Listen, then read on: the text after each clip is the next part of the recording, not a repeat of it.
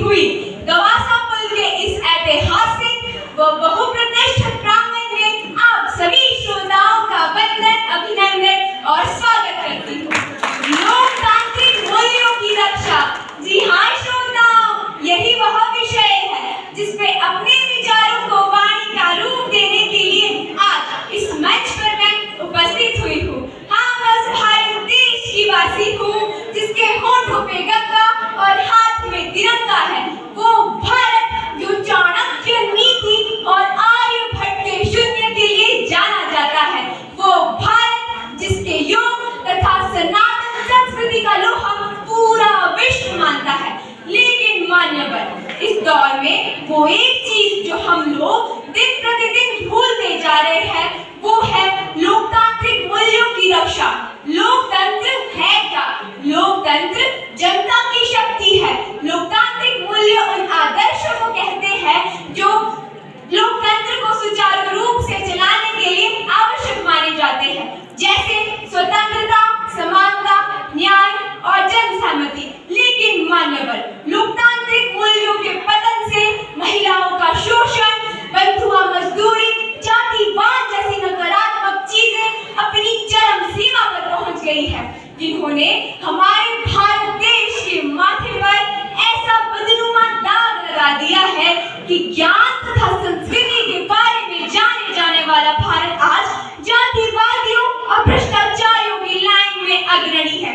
इस सभा में उपस्थित तमाम श्रोतागण ये तो जानते ही होंगे कि हमारे अपने गांव में भी जाति को लेकर कितना भेदभाव किया जाता है, मगर हमारे संविधान के अनुच्छेद 15 के तहत किसी भी व्यक्ति से धर्म, जाति, लिंग या जनस्थान के आधार पर कोई भेदभाव नहीं होगा। तो मान्यवर, ये सारी चीजें आज भी हमारे देश में देखने को क्यों मिल रही है? हमारा समाज लोकतांत्रिक मूल्यों की रक्षा के लिए किस ओर जा रहा है, इसकी झलक तो अखबारों की सुर्खियों में रोज देखने को मिल ही जाती है। शराब पीकर गाड़ी न चलाने का कानून 1988 में लागू कर दिया गया था, लेकिन मान्यवर, मुझे तो नहीं लगता कि हम इस कानून का भी पालन कर रहे हैं। जनाब, दिन में ऐसा कोई अखबार नहीं छपता होगा जिसमें किसी व्यक्ति की शराब पीकर हुई दुर्घटना का जिक्र ना हुआ हो। महिलाओं के संरक्षण का अधिनियम आईपीसी की धारा 354 के तहत महिला की गरिमा को ठेस पहुंचाने आपराधिक बल से संबंधित है, लेकिन फिर भी खबरें आती है कि पति ने पत्नी को काटकर फ्रिज में भर दिया। ऐसी खबरें दिल दहला देती है और आत्मा सिहर उठती है जब सुनने में आता है कि केवल 4 से 5 साल की मासूम बच्चियों का बलात्कार हो रहा है, वो भी सामूहिक रूप से, तो कभी स्वयं उनके परिजनों द्वारा भी। ये लोकतांत्रिक मूल्यों का पतन अनैतिकता की पराकाष्ठा नहीं तो और क्या है? इस सभा में उपस्थित तमाम लोगों से मैं ये पूछना चाहती हूँ कि जब हम सबको बनाने वाले उस पूज्य परमपिता परमेश्वर ने हमने कोई भेदभाव नहीं किया, तो हम कौन होते हैं धर्म या जाति के नाम पर लोगों को बांटने वाले?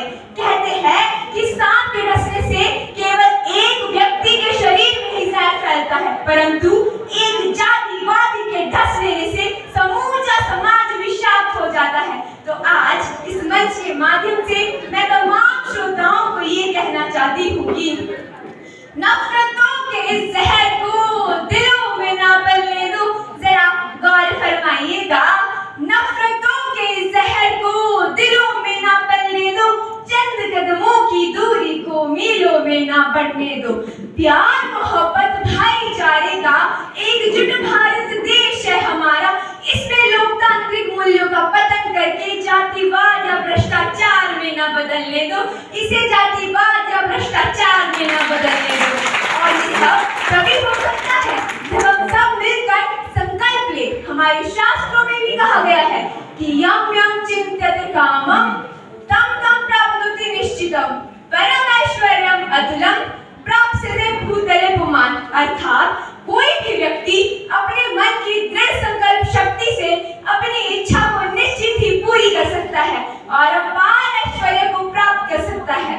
तो हे श्रोताओं, आइए हम सब मिलकर संकल्प लें कि हम अपनी पूज्य भारत भूमि को पुनः सोने की चिड़िया बनाकर विश्व गुरु के पद पर सुशोभित करें। आइए हम सब संकल्प लें कि हम लोकतांत्रिक मूल्यों की रक्षा करेंगे।